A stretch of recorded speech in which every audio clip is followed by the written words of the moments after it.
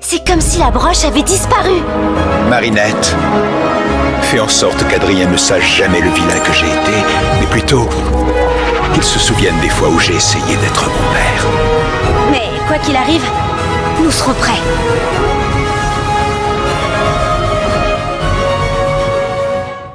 Salut les miracleurs, ici Mr Dreams et bienvenue sur ma chaîne.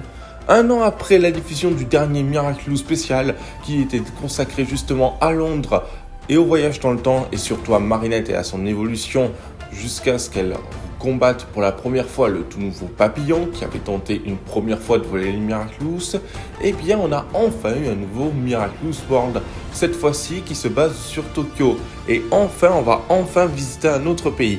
Mais cette fois-ci, les règles ont changé. Déjà, premièrement, on a une toute nouvelle animation. C'est une animation en 2D.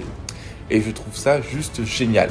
Mais surtout, eh bien, ce Miraculous World ne se concentre pas vraiment sur Ladybug, mais plutôt sur Kagami en tant que Ryoko et surtout avec ses anciennes relations, avec ses anciens amis, qui sont les membres officiels de la Stella Force. Du coup, les miracleurs, nous sommes partis pour aller visiter le Japon et pour découvrir du coup la toute nouvelle équipe de super-héros japonaise, la Stella Force. Bon, avant toute chose, on va parler de la particularité de ce Miraculous spécial, c'est que cette fois-ci, ce n'est plus une animation 3D traditionnelle, mais bel et bien pour la toute première fois, une animation 2D. Et je trouve ça juste génial. Parce que franchement, depuis que j'ai vu le Miraculous PV, je rêvais de voir une série animée version Miraculous. Une version 2D évidemment, comme on a connu. Surtout qu'en plus on parle du Japon. Je veux dire, le premier qui fait de l'animation, en tout cas une animation 2D qui est reconnue. Je veux dire, c'est grâce à eux qu'on a eu One Piece, qu'on a eu Naruto, qu'on a eu My Hero Academia. Donc clairement, j'attendais ça avec impatience. Et je n'ai pas été déçu. L'animation n'est pas parfaite pour autant. Elle n'est pas aussi détaillée que certains animés, ni aussi colorée. Mais franchement, elle est juste géniale. J'ai bien aimé le design de Ladybug et de Ryoko qu'on connaît très bien, comme celui de Marinette et de Kagami. Mais surtout, c'est intéressant de voir avec d'autres designs, avec justement les personnages, les nouveaux personnages qu'on nous présente, les membres de la Stella Force, comme Mickey, comme les autres persos. Et ça, c'est vraiment super. En sachant évidemment que on risque d'avoir une suite, car en effet cet épisode est à la fois heureusement et malheureusement c'est un épisode pilote. Et c'est un petit peu mon problème avec ce spécial. En fait, il est génial parce qu'en même temps c'est un épisode pilote, donc c'est cool de nous introduire à la Stella Force pour savoir si ça peut marcher. Et franchement, je vois qu'il y a un bon potentiel avec Kazuno, avec Mickey, avec tous les membres.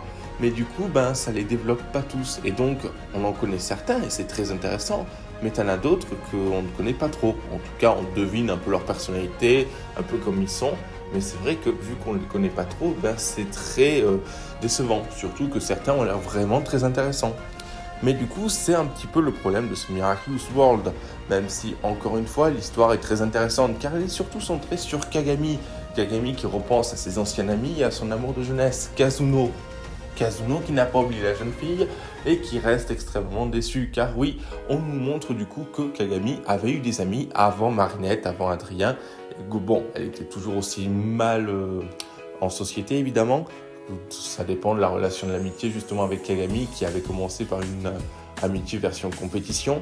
Mais franchement, on ne va pas se mentir, Kagami est bel et bien le centre de l'intrigue justement. Que ce soit en tant que Ryoko et Ladybug qui vont aider la Stella Force à devenir une vraie équipe, mais que ce soit surtout Kagami qui va devoir parler avec Kazuno, son ancien ami, voire même petit ami, Kazuno et Mickey qui semblent avoir un attachement mutuel l'un pour l'autre, justement, alors que leurs personnalités sont totalement différentes. Évidemment, qui dit nouveau world, dit aussi nouveau méchant, et cette fois-ci, le méchant s'appelle Mottler.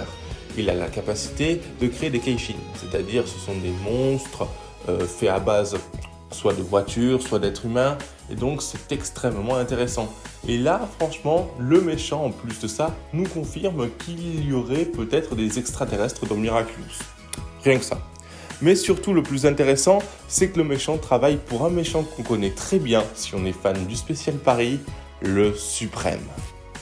Et oui, le méchant mentionné par Vesperia est enfin présent. Le Suprême semble justement être le maître de Mottler, et du coup il veut récupérer les pouvoirs de la Stella Force. Les pouvoirs de la Stella Force qui sont représentés par les animaux qui sont représentés dans l'horoscope. Donc on a le Capricorne, on a le poisson, on a le lion justement.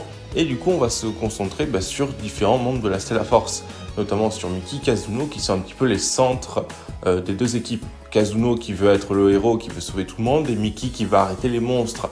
Et c'est grâce à Ladybug et à Ryuko qu'ils vont pouvoir devenir de meilleurs super-héros. En tout cas, justement, ça va commencer un petit peu une intrigue par rapport à ça. Et je trouve ça très intéressant, parce qu'en même temps, Kagami est une super-héroïne, donc elle peut aider ses amis, mais surtout très intéressant parce que Ladybug, elle aussi maintenant, elle gère toute une team.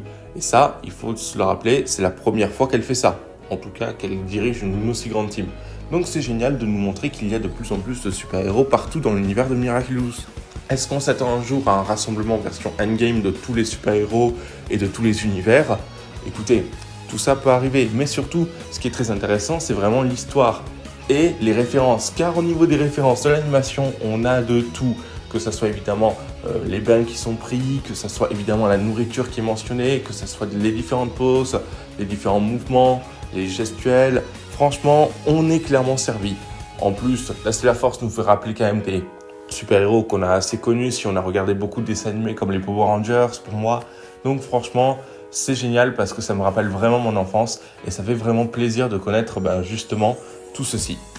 Mais il est temps aussi de parler d'un dernier truc et c'est le point. Alors déjà, le premier point, c'est que on voit pas Adrien dans l'épisode. D'ailleurs, on voit Félix par contre. On voit Félix et mon Dieu qu'il est beau.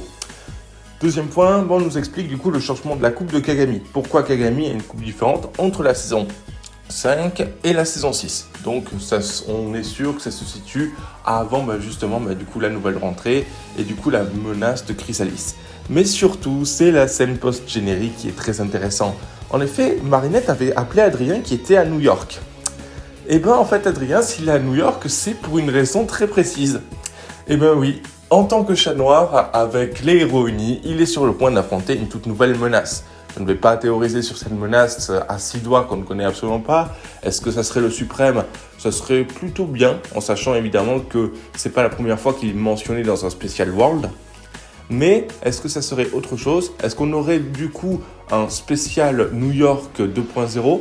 Ou est-ce que justement on aurait du coup une aventure qui serait centrée que sur Adrien ? Et je trouve ça quand même assez intéressant, surtout que Adrien, en tant que chat noir, a été délaissé lors des 2 derniers spéciaux. Donc du coup, dites-moi ça en commentaire, n'hésitez pas à vous abonner, liker, commenter, n'hésitez pas à me dire si vous avez apprécié ce Miraculous World. Personnellement, je le trouve assez intéressant. Mais pour moi, vu que c'est un épisode pilote entre guillemets, il faut absolument, là normalement Thomas Astruc a commencé à écrire du coup les premiers épisodes, il faut absolument que ça continue, c'est-à-dire qu'il nous faut absolument une suite, il faut absolument qu'il développe l'univers, mais franchement, si dans quelques années on peut avoir une série Miraculous Stellar Force, franchement je serai le premier à regarder et à faire des reviews sur les différents épisodes. Du coup les Miraculeurs, n'hésitez pas à vous abonner, liker, commenter, partager, n'hésitez pas à me dire si vous avez apprécié ce spécial encore une fois, et moi je vous dis à plus pour de prochaines vidéos ou de prochains voyages, restez connectés. Noro, transforme-moi. Alors comme ça, tu te crois vraiment plus maligne que moi, Ladybug ? On verra qui de nous deux trouvera l'autre la première.